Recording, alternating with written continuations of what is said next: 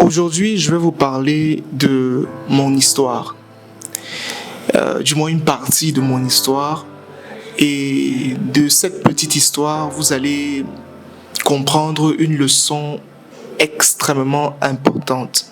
Donc, je vous prie de rester jusqu'à la fin de la vidéo.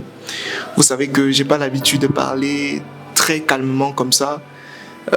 Vous me connaissez, pour ceux qui me suivent, vous savez que j'ai beaucoup d'énergie, mais si je descends vraiment en énergie, c'est parce que c'est quelque chose auquel je tiens beaucoup et qui pourra vous aider aussi. Alors, je m'appelle Franck Mbossi, beaucoup le savent aujourd'hui, et je suis un garçon qui est né dans la ville de Bouda, plus précisément dans l'ouest du Cameroun. D'accord? Je le dis toujours, je n'ai pas grandi dans une famille riche et je n'ai pas non plus grandi dans une famille pauvre. J'ai grandi dans une famille de style moyen.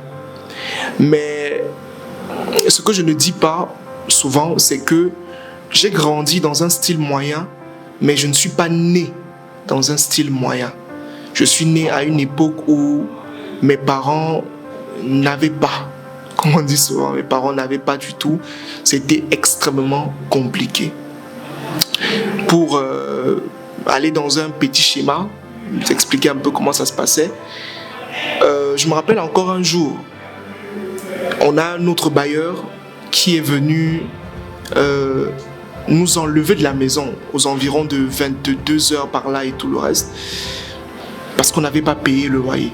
Donc il a enlevé les chaises, il a apporté, je me rappelle, j'étais très petit, mais il avait apporté 2 personnes qui sont venues démonter les lits devant nous. Je me rappelle, ma maman pleurait beaucoup, elle disait, s'il vous plaît, aidez-nous au moins. Et à ce moment, mon père n'était pas là parce qu'il était loin du côté de l'Est Cameroun, parce qu'à cette époque, on avait quitté la ville de Bouda, là où j'étais né, pour revenir à Bafoussam. Donc il était à l'Est du pays, pour essayer de trouver quelque chose, un peu d'argent pour qu'on vienne manger. Quand on nous a mis dehors, maman criait et tout, le bailleur a bloqué les choses à l'intérieur. Les habits de ma maman étaient dedans et mes habits aussi étaient dedans. J'étais très petit, je pouvais avoir dans les 5-6 ans par là. Et on a dormi à la Belle Étoile ce jour. Ma maman n'avait même pas de téléphone pour appeler mon père pour lui dire que voilà. Certains vont venir en commentaire dire « Ah, Franck, c'est un storytelling », mais je suis en train de vous parler de mon histoire, d'une histoire très vraie.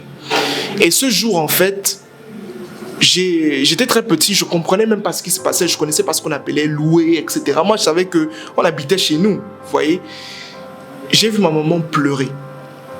Et même si j'étais très petit, je comprenais tout simplement que quand maman pleure, ça veut dire qu'il y a un problème. Et en ce moment, je ne comprenais pas pourquoi est-ce qu'elle pleurait. Vous comprenez? Et ça, c'est juste une situation. Il y a eu plusieurs autres situations dans ce sens-là. Des jours où il n'y avait pas à manger, des jours où ma mère allait dans la boutique du quartier pour pouvoir avoir un crédit d'arachide pour faire le riz sauce arachide, ou bien avoir un crédit de tapioca, ce genre de choses. Et je me rappelle encore, il y avait un jour où il y avait une altercation, où on avait humilié ma mère au carrefour, que toi tu aimes trop prêter l'argent, et tout. Elle est repartie en larmes. Ce jour-là, elle m'avait arrêté en main et tout le reste. De ces petites situations, de ces petits scénarios de mon enfance, je ne vais pas tout citer parce qu'il y a eu des choses encore plus dramatiques qui se sont passées, des choses vraiment qui m'ont fait mal au cœur. Le jour par exemple où mon père est rentré, on l'avait viré du travail. Moi ça m'avait touché, papa essayait de cacher, mais je comprenais qu'il avait mal. Je ne comprenais pas sur le coup qu'on l'avait viré, mais je comprenais qu'il allait mal. Et j'ai compris quelque chose de très important. Et c'est à l'âge de 10 ans, quand la situation de mes parents a commencé à s'améliorer. J'ai compris quelque chose de très important. Les amis, l'argent est important. Qu'on arrête de vous mentir, qu'on arrête de vous raconter des bêtises. L'argent est important. Une personne qui n'a pas vécu certains schémas dans la vie, qui n'a pas vécu ce qu'on appelle la pauvreté, qui n'a pas vécu le fait que ta maman part tous les jours s'endetter dans une boutique au point où on l'insulte parce qu'elle veut que vous mangiez. Une personne qui n'a pas vécu ça ne peut pas comprendre la nécessité d'avoir de l'argent. je peux vous garantir. Une personne qui n'a pas été renvoyée de l'école pour une somme minable de 12 000 francs CFA ne peut pas comprendre l'importance de l'argent. Vous ne pouvez pas comprendre ça. Si vous n'êtes pas passé par certaines situations, vous ne pouvez pas comprendre ce genre de choses-là. Battez-vous. Battez-vous pour que vos enfants ne vivent pas certains schémas. Ça, c'est mon combat aujourd'hui. Moi, je suis entré dans un schéma aujourd'hui où je n'ai pas encore d'enfants. Mais chaque jour, chaque nuit, je me demande qu'est-ce qu'ils vont manger demain. Parce que je ne veux pas qu'ils vivent ce que moi j'ai vécu dans l'enfance. C'est à partir de mes 10 ans que ça a commencé à être bien.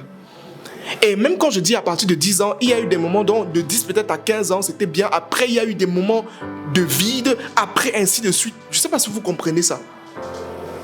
Et je ne dis pas ici que mon histoire est dramatique ou je suis en train de pleurer. Non. Parce que toutes ces situations l'ont fait de moi ce que je suis aujourd'hui.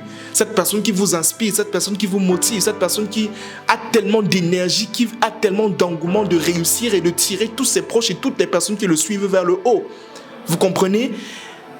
Mais le message que je veux vous passer dans cette vidéo, les amis, c'est cherchez l'argent. Faites l'effort, faites tout, mais faites l'effort de gagner de l'argent. Parce que l'argent vous permet d'avoir une sécurité. L'argent vous permet d'avoir une sécurité pour vos enfants, pour vous-même. Et là, je ne parle même que de certaines histoires. Je ne vais pas parler d'autres histoires où j'étais petit et j'étais tellement malade, mais il n'y avait pas d'argent. On arrive à l'hôpital ce jour et ma mère dit à l'infirmière, soignez mon enfant. On dit, madame, vous avez l'argent? J'étais là, j'étais mourant. J'étais mourant. Et c'est un oncle qui vient en support payer la consultation, payer la chambre d'hôpital, etc. et tout le reste. Pour vous faire comprendre que l'argent est important. Cherchez l'argent. J'aimerais maintenant qu'en commentaire, vous qui avez vécu une situation dramatique ou une situation qui vous a touché, mais qui était en rapport avec le manque d'argent, que vous puissiez énoncer cela en commentaire pour que les gens comprennent quelque part que l'argent est important. Ça, c'est le message que je voulais vous passer à travers une partie de mon histoire. On aura le temps de parler de d'autres situations dramatiques que moi j'ai vécues étant petit et que j'ai vécu même étant jeune et tout le reste, pour que vous puissiez tirer encore des leçons extraordinaires. Et on se dit à la prochaine pour une nouvelle vidéo. Merci.